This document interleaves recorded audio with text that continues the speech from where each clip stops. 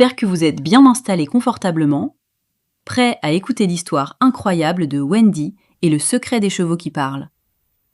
Cette histoire est une des nombreuses histoires créées par Créapolia. Visitez notre site pour découvrir le quiz sur cette histoire ou notre chaîne YouTube pour vivre de nombreuses autres aventures. Si tu aimes cette histoire et que tu es sur YouTube, appuie sur le pouce en l'air et abonne-toi à la chaîne. Ça nous aide beaucoup à créer de nouvelles histoires. Ceci étant dit, bonne écoute et faites de beaux rêves les enfants qui sont au lit. Il était une fois, juste à côté d'un immense haras tout vert, une petite fille nommée Wendy. Wendy n'était pas une petite fille comme les autres. Elle avait un secret énorme, plus gros que les fesses d'un hippopotame. Elle comprenait le langage des chevaux. Dans ce haras, les chevaux étaient de magnifiques pur-sang. Ils couraient si vite qu'on aurait dit des éclairs. Le patron s'appelait Monsieur Boncoeur. Il était toujours joyeux. Pour lui, un cheval heureux est un cheval qui gagne. Alors il leur brossait le poil jusqu'à ce qu'ils brillent, leur donnait des pommes bien croquantes et leur racontait même des blagues le soir pour qu'ils fassent de beaux rêves. Mais juste à côté, il y avait le haras de Monsieur Ronchon. Et lui, il portait bien son nom. Monsieur Ronchon était un grand grincheux. Il boudait tout le temps parce que ses chevaux ne gagnaient jamais de médailles. Forcément, il oubliait de les brosser, il leur parlait d'une voix toute rude et leur donnait des graines sèches qui n'avaient aucun goût. Quel goût affreux! Un matin, c'était le grand concours hippique. Wendy était assise au tout premier rang. Elle entendait le bruit cadencé des sabots sur le sol. Quand le grand cheval noir, Tonnerre, est passé devant elle, Wendy a chuchoté. « Allez, Tonnerre, tu es le plus beau, tu vas gagner. » Et là, incroyable. Tonnerre a tourné la tête, a fait un clin d'œil à Wendy et a répondu d'une voix grave et chaleureuse. « Merci la petite, regarde bien mon galop, je vais tous les épater. » Wendy était tellement surprise qu'elle a failli tomber de sa chaise. Elle ne rêvait pas, elle comprenait vraiment les chevaux. Tonnerre gagna la plus grande coupe en or de l'histoire. Mais le lendemain matin, c'est la catastrophe. Le box de Tonnerre était vide. Plus de cheval, plus de champion. À la place, il y avait une vieille casquette toute trouée par terre. La casquette de Monsieur Ronchon. Monsieur Boncoeur pleurait comme une fontaine. « Oh non, mon champion a disparu. J'ai trouvé cette casquette dans le box, mais je ne sais pas quoi faire. » Wendy serra ses petits poings. « Ne pleurez pas, monsieur Boncoeur, je vais mener l'enquête. Mais d'abord, je préviens mon papa. » Wendy courut chercher son père et lui expliqua tout. Son papa fronça les sourcils et dit « Allons voir ensemble ce qui se passe au haras de monsieur Ronchon. » Le haras de monsieur Ronchon était un endroit tout gris, plein de boue et de ronces. Wendy s'approcha de la barrière pendant que son papa surveillait. Les chevaux de monsieur Ronchon avaient la tête toute basse et l'air très triste. Wendy s'approcha d'un petit poney gris nommé Nuage qui grignotait un vieux bout de bois. « Bonjour Nuage, est-ce que tu sais où est Tonnerre ?» Le poney redressa ses oreilles et répondit « Oh Wendy, c'est affreux. Le méchant monsieur Ronchon a emmené Tonnerre hier soir. Il l'a traîné vers la vieille cabane au fond du bois mort. Il veut le cacher pour que monsieur Boncoeur ne puisse plus jamais concourir. » Wendy n'avait pas une minute à perdre.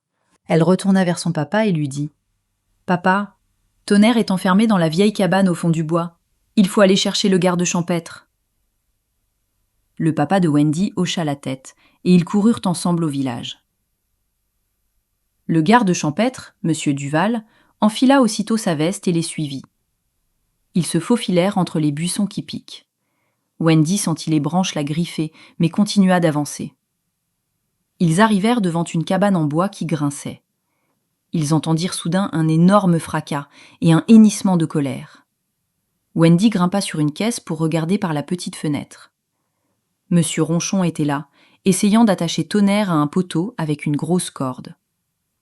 « Tiens-toi tranquille, gros cheval. Tant que tu seras ici, ce niais de Boncoeur ne gagnera plus rien, et c'est moi qui ramasserai toutes les médailles. » Mais Tonnerre ne se laissait pas faire. Il faisait exprès de danser sur ses pattes arrière. Wendy comprit qu'il fallait agir vite. Elle murmura à travers la vitre. « Tonnerre, c'est moi, Wendy. Quand je vais crier pomme d'api, donne un grand coup de sabot dans la porte. » Wendy redescendit de la caisse et rejoignit son papa et le garde champêtre. « Il est bien là-dedans, monsieur Ronchon l'a attaché. » Monsieur Ronchon sortit de la cabane, tout rouge de colère. « On n'entre pas, c'est ma cabane. Il n'y a que de la vieille paille ici. » C'est alors que Wendy cria de toutes ses forces. « Pomme d'api !» Soudain, un énorme coup de sabot retentit dans la cabane. Bang! C'était Tonnerre qui avait frappé la porte de toutes ses forces. Le bois craqua, la porte s'ouvrit d'un coup, et Tonnerre apparut dans un nuage de poussière, la crinière au vent, fier comme un prince. Le garde champêtre n'en crut pas ses yeux. Tonnerre était bien là, avec la grosse corde encore autour du cou. « Monsieur Ronchon, voler un cheval et le garder prisonnier, c'est très vilain. Vous allez devoir vous excuser devant tout le village et vous occuperez bénévolement du nettoyage du haras de Monsieur Boncoeur pendant 3 mois. Ça vous apprendra le respect des animaux. » Monsieur Ronchon baissa la tête, tout penaud. Il n'avait plus rien à dire. Tonnerre trotta vers Wendy et lui souffla doucement sur le visage avec ses grands naseaux chauds. Wendy sentit le souffle tiède et rigola aux éclats. Monsieur Boncoeur était tellement heureux qu'il prit une grande décision. « Wendy, tu as sauvé Tonnerre, grâce à ton courage et à ta malice. Et puisque Monsieur Ronchon ne mérite plus de s'occuper de ses chevaux, je vais tous les adopter. Ils viendront vivre dans mes grands prés verts, et si tu l'acceptes Wendy, tu seras leur nouvelle gardienne. » Le soir même, une immense fête fut organisée. Il y avait des gâteaux pour les enfants et des montagnes de carottes croquantes pour les chevaux.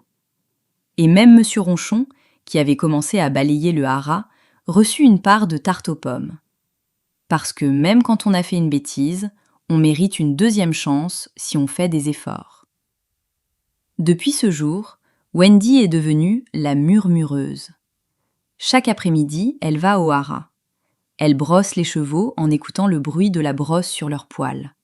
Elle leur fait des câlins tout doux et surtout, elle écoute leurs histoires. Parce que si vous saviez les blagues que les chevaux se racontent entre eux, vous n'en croiriez pas vos oreilles. Et vous savez quoi ? Tonnerre est devenu le cheval le plus drôle du monde. Et Monsieur Ronchon, à force de brosser les chevaux tous les jours, a fini par les aimer un petit peu, et même par leur raconter des blagues le soir. Voilà les enfants, l'histoire de Wendy et Tonnerre est terminée. J'espère qu'elle vous a plu. Cette histoire a été créée par un papa pour ses enfants qui, comme toi, adorent les aventures. Rejoins-nous sur Créapolia, le site web ou la chaîne YouTube pour continuer à faire travailler ton imaginaire. À bientôt!